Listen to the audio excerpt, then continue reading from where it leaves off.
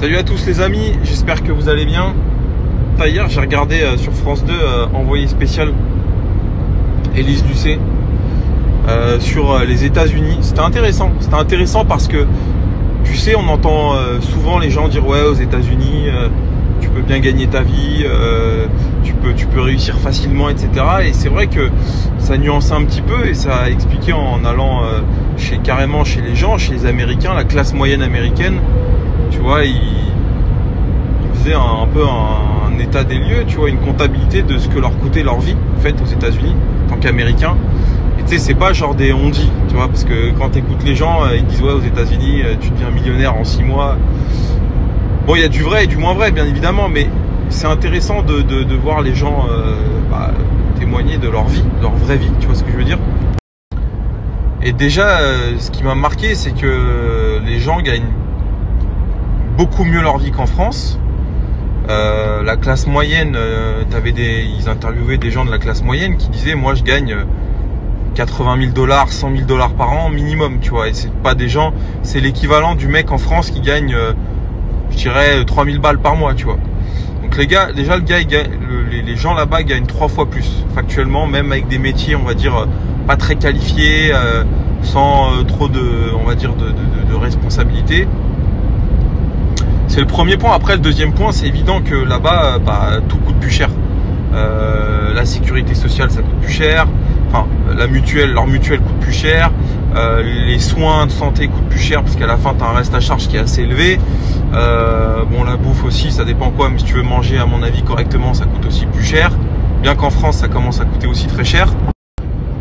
Donc, factuellement, là-bas, la vie quand même coûte beaucoup plus cher. Les charges sont bien plus chères, mais moi, ce qui me marque, c'est que, en fait, tout ça, ça coûte pas 3 fois plus cher qu'en France. Alors qu'eux, ils gagnent 3 fois plus qu'en France, facilement, tu vois.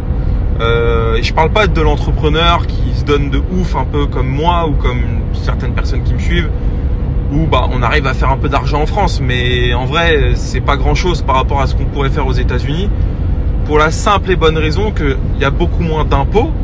Mais effectivement, tu dois payer beaucoup plus. Mais à la fin, le reste, si tu veux, la différence, elle est quand même beaucoup plus intéressante pour les gens qui travaillent. Tu vois ce que je veux dire?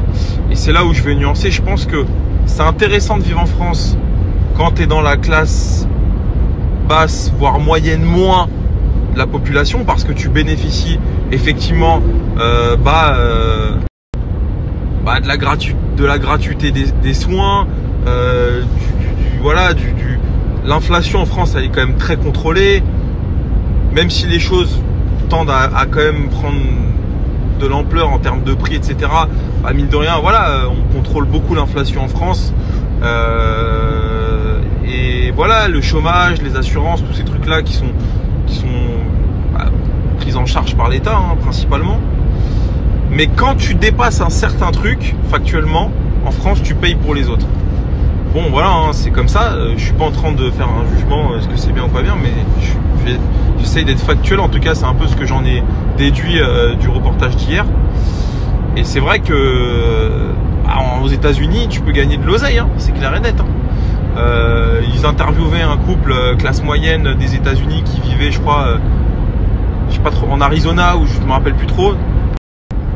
Bon, ils expliquaient que chacun gagnait 10 000 $ par mois, ou en gros le couple gagnait 18 000 $ par mois, et ils avaient 9 000 € de charge, ce qui est beaucoup en France. Pour avoir 9 000 € de charge, tu vois, ton loyer, allez, même si tu as un loyer un peu coquin, c'est 2000 balles par mois. Ton assurance, ton truc, allez, en France, un couple moyen, je dirais qu'avec sa voiture, ses crédits, ses trucs, il a 3-4 000 € à rembourser max. Mais frérot, il gagne jamais 12 000 € par mois, le couple. Ou alors ça, c'est chez les cadres supérieurs, etc.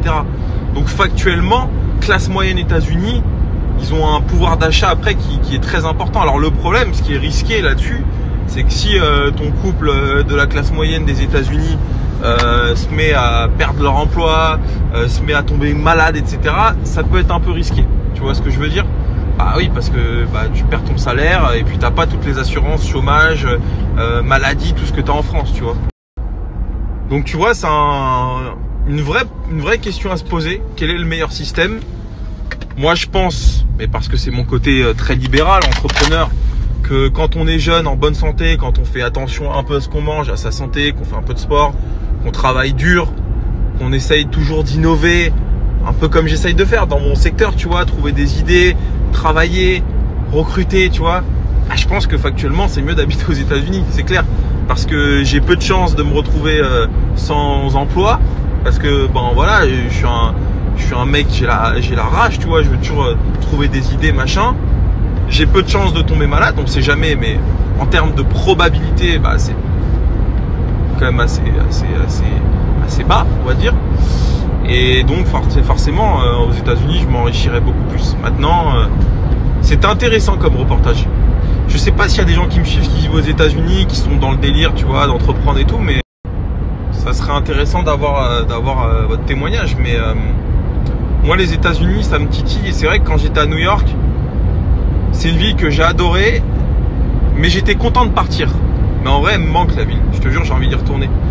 Et je suis quasiment tous les jours sur le site Air France en me disant putain, est-ce que je partirais pas un week-end encore? J'ai adoré en fait, tu vois, et ça me titille de plus en plus.